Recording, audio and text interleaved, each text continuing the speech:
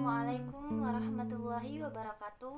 Perkenalkan, saya Risa Maulia dari kelas PAI 1H.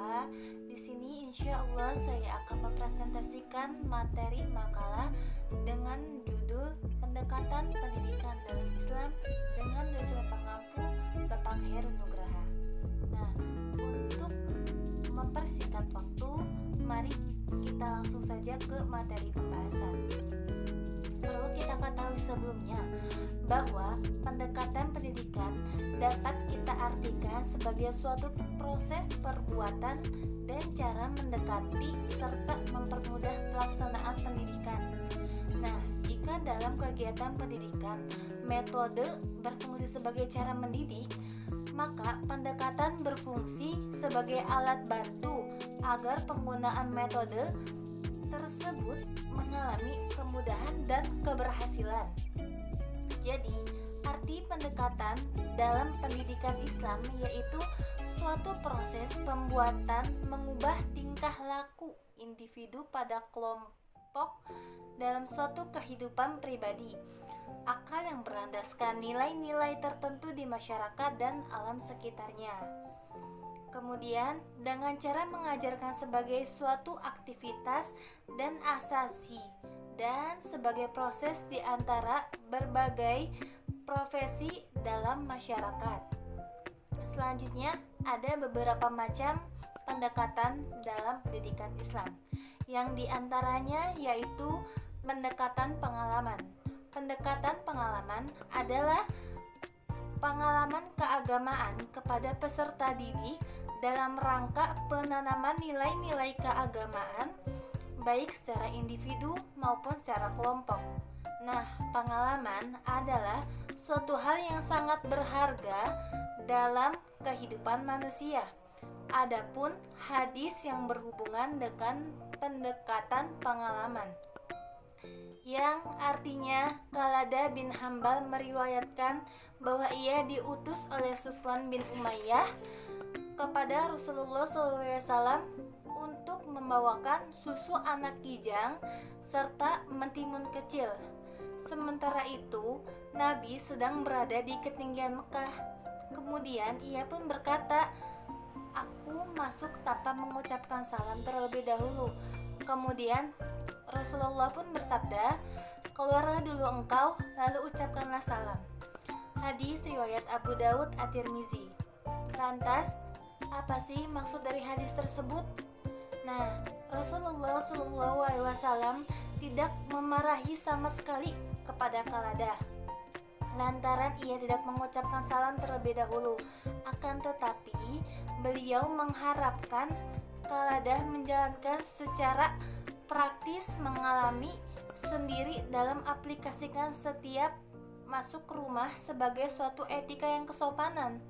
Jadi, diamalkan untuk kehidupan sehari-harinya.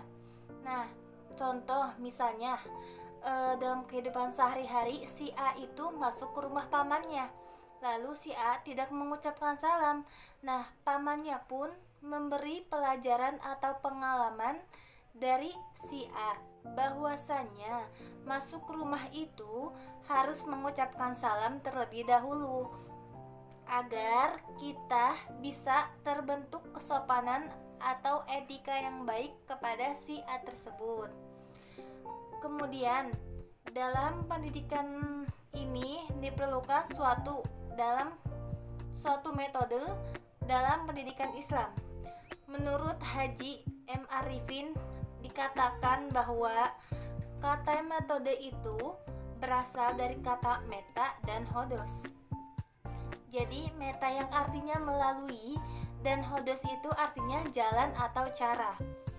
Nah, apabila dikaitkan dengan pendidikan, maka metode adalah langkah-langkah atau suatu cara strategi yang digunakan dalam mencapai suatu tujuan pendidikan. Dalam bahasa Arab dikenal dengan istilah thoriqoh yang berarti langkah-langkah atau strategi yang dipersiapkan untuk melakukan sesuatu. Nah, kemudian ada beberapa macam metode dalam pendekatan pendidikan Islam, yang diantaranya metode dialog Qur'ani dan Nabawi. Lantas, apakah kalian tahu apa sih yang disebut dengan metode dialog Qur'ani dan Nabawi? Nah, jadi metode dialog Qur'ani dan Nabawi yaitu dengan cara berdiskusi sebagaimana yang digunakan oleh Al-Quran dan Sunnah Al-Hadis. Metode ini disebut pula metode khiwar yang meliputi dialog kitabi dan ta'abudi atau bertanya dan menjawabnya.